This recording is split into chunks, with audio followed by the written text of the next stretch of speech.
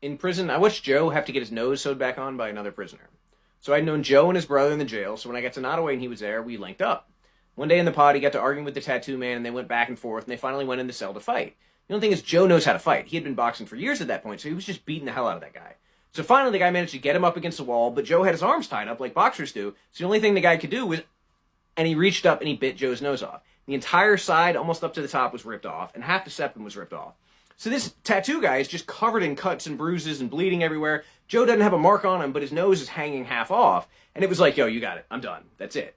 And in that weird prison way, the tattoo guy's roommate was like, hey, man, I got a sewing needle. I can curve it and try to get your nose sewed back on. And so they did. They went in the cell and sewed his nose back on. When he finally got caught and had to go to medical, the medical nurse was like, he did as good a job as we could have. Like, you look fine. But the whole point is, this happened behind bad communication. There was no reason for this fight. This guy got his nose ripped off because people don't know how to talk to people.